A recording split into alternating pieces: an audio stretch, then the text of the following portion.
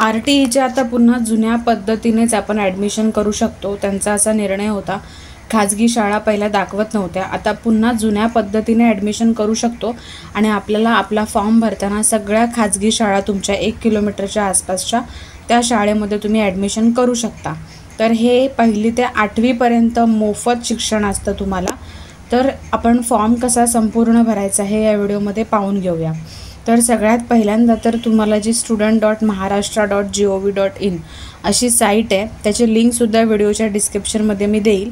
त्या साईटवरती जायचं आहे. साईटवरती गेल्यानंतर तुम्हाला फॉर्म कशा पद्धतीने भरायचा आहे हे याची संपूर्ण माहिती ह्याच्यामध्ये दिलेली आहे. तर या ठिकाणी साईटची लिंक डिस्क्रिप्शनमध्ये भेटून जाईल.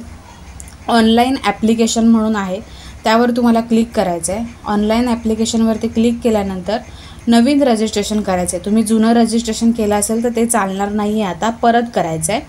तर न्यू रजिस्ट्रेशनवरती क्लिक करायचं आहे. या ठिकाणी डिस्ट्रिक्ट आहे, डिस्ट्रिक्ट निवडून घ्यायचं आहे. मग लास्ट नेम, मग तुमचं फर्स्ट नेम मुलाचं, त्याच्यानंतर मिडल नेम टाकून घ्यायचं आहे. चाइल्ड डिसेबिलिटी म्हणजे काही अपंगत्व असेल तर येस करायचं आहे, नसेल तर नो करायचं आहे. चाइल्ड डेट ऑफ बर्थ, जन्मतारीख व्यवस्थित टाकायची आहे. कॅप्चा कोड बॉक्समध्ये दिलेला आहे तो टाकायचा आहे आणि मोबाईल नंबर टाकून घ्यायचा आहे. तर या ठिकाणी मी सगळी माहिती टाकून या ठिकाणी आपण रजिस्टर करायचं आहे. सगळी माहिती टाकून झालेली आहे. रजिस्टरवरती क्लिक करायचं आहे. रजिस्टर केल्यानंतर तुम्हाला तुमच्या मोबाईल नंबरवरती ॲप्लिकेशन नंबर आणि पासवर्ड पाठवला जाईल. तो ॲप्लिकेशन नंबर आणि पासवर्ड या ठिकाणी टाकून लॉग इन करून घ्यायचा आहे. तर इथे ॲप्लिकेशन नंबर, पासवर्ड आणि जो कॅप्चा कोड बॉक्समध्ये दिलेला आहे तो कॅप्चा कोड असं टाकून लॉग इन करायचं आहे. या ठिकाणी सगळी माहिती टाकून घेऊया आणि लॉग इन करूया. लॉग इन केल्यानंतर तुम्हाला पासवर्ड बदलण्यासाठी येईल. तर तुमचा जो ओल्ड पासवर्ड आता मोबाईलवरती आलेला तो टाकून घ्यायचा आहे आणि नवीन पासवर्ड तुम्हाला क्रिएट करायचा आहे आणि तोच पासवर्ड पुन्हा एकदा टाईप करून सबमिट करायचा आहे. तर या ठिकाणी आपण पासवर्ड बनवून घेऊन सबमिट करून घेतला आहे. सबमिट केल्यानंतर पासवर्ड अपडेट सक्सेसफुली येईल. त्याच्यानंतर तुम्ही आत्ता बनवलेला पासवर्ड आणि ॲप्लिकेशन नंबर आणि कॅप्चा कोड टाकून लॉग इन करून घ्यायचं आहे. तर सगळी माहिती टाकून मी लॉग इन करून घेते. लॉग इन केल्यानंतर आता आपल्याला फॉर्म भरायचा आहे. फॉर्म भरताना चाइल्ड इन्फॉर्मेशनमध्ये तुम्हाला नाव लिहायचं आहे पूर्ण इंग्लिशमध्ये, तसंच खाली बालकाचे पूर्ण नाव दिलं आहे तिथे मराठीमध्ये येईल. त्याच्यानंतर मदरचं फुल नेम, परत आईचं पूर्ण नाव मराठीमध्ये पुन्हा टाकायचं आहे. तसंच सेम फादरचं फुल नेम इंग्लिशमध्ये आणि तसंच वडिलांचे पूर्ण नाव असं करून मराठीमध्ये, असं इंग्लिश आणि मराठी दोन्हीमध्ये टाकून घ्यायचं आहे. इथे टाकताना प्रॉब्लेम आला तर दुसरीकडे कुठेतरी टाईप करून घ्या आणि ते कॉपी करून इथे पेस्ट करा. चाइल्ड डेट ऑफ बर्थ टाकून घ्यायची आहे. त्याच्यानंतर मेल फिमेल निवडून घ्यायचं आहे. त्याच्यानंतर एज आपोआप इथे येईल. त्याच्यानंतर तुम्हाला इथे तुम्ही दोघंही पालक आहात की डिवोर्स झालेला आहे किंवा काय ते सगळं नीट निवडून घ्यायचं आहे. पत्ता बरोबर टाकून घ्यायचा आहे. पत्ता व्यवस्थित टाकून घ्या. टाकल्यानंतर सेव्ह बटनावरती क्लिक केल्यानंतर तुम्हाला या ठिकाणी चाइल्ड डिटेल्स सेव्ह सक्सेसफुल येईल. त्याच्यानंतर इथे तुम्हाला मॅपमध्ये सेव्ह आणि एडिट गुगल ॲड्रेस ह्यावर तुम्हाला क्लिक करून घ्यायचं आहे. आता इथे महत्त्वाचं असं आहे की तुमचं जिथे घर आहे, तुमचा जो पत्ता तुम्ही टाकला त्यानुसार इथे गुगल इथे तुम्हाला मॅपमध्ये शो करेल. तर तुम्हाला असं वाटलं की काही चुकलं आहे किंवा तुम्हाला तो जो रेड मार्क आहे तो इकडे तिकडे असा तुम्ही हलवू शकता आणि त्याच्यानंतर तुमचं बरोबर घर जिथे आहे तिथला ॲड्रेस तुम्ही निवडू शकता. तर इथे आपण टाकून घेतल्यानंतर तो रेड मार्क बरोबर त्याच ठिकाणी दाखवत आहे. पण जर तुम्हाला वाटलं की बरोबर नाही आहे तर तुम्ही त्याला क्रॉस करून करू शकता. सेव्ह अँड अपडेटवरती क्लिक करायचं आहे, ओके करायचं आहे. या ठिकाणी लॅटिट्यूड आणि लॉंगिट्यूडमध्ये तो ॲड्रेस आपोआप येऊन जाईल. पुन्हा माहिती सेव्ह करायची आहे. सेव्ह सक्सेसफुली झाल्यानंतर तुम्हाला पुन्हा स्क्रोल करायचं आहे. स्क्रोल करून वरती गेल्यानंतर या ठिकाणी ॲप्लिकेशनवरती क्लिक करायचं आहे. ॲप्लिकेशनवरती जेव्हा तुम्ही क्लिक कराल त्याच्यानंतर तुम्हाला या ठिकाणी कोणत्या स्टँडर्डसाठी तुम्ही ॲडमिशन घेताय त्यावर क्लिक करायचं आहे. तर इथे तुम्ही वय टाकलेलं असणार त्यानुसार स्टँडर्ड आपोआप येईल. नंतर रिलिजन तुमचं जे पण आहे, हिंदू, सीख, जैन जे काय आहे ते निवडून घ्यायचं आहे. त्याच्यानंतर कॅटेगरी सिलेक्ट करायची आहे. तुमची जी कास्ट आहे, जे असेल SC ST OBC अदर वगैरे ती सिलेक्ट करून घ्यायची आहे. इज युअर चाइल्ड, काही तुम्हाला स्पेशल डिसेबल काय असेल तर तुम्हाला येस करायचं आहे, नसेल तर नो. परत काही HIV एफेक्टेड वगैरे असेल तर येस करायचं, नसेल तर नो करायचं आहे. आधार कार्ड नंबर येस करायचा आहे आणि तुमच्या बालकाचा आधार कार्ड नंबर टाकून घ्यायचा आहे. त्यानंतर या ठिकाणी ॲन्युअल इन्कम टाकायचे, पण ॲन्युअल इन्कम कोणासाठी आहे? जे जनरलमध्ये आहेत त्यांच्यासाठी आहे, बाकीच्या लोकांसाठी नाही आहे.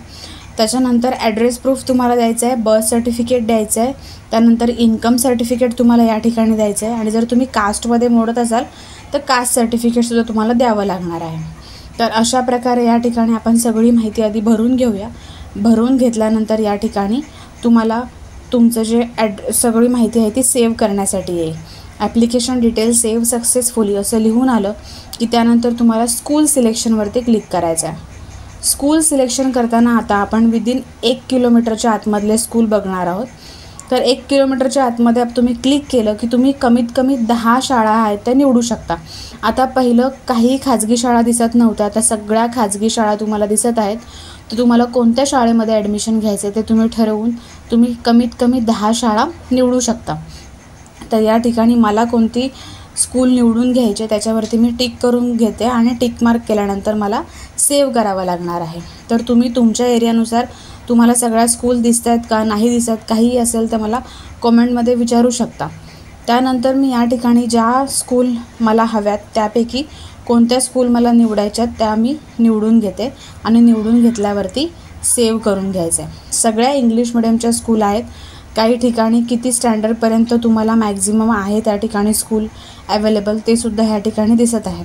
तुम्ही 1ली ते 8वीपर्यंत तुम्हाला पूर्ण मोफत शिक्षण असतं ह्याच्यामध्ये जर तुमची निवड झाली तर.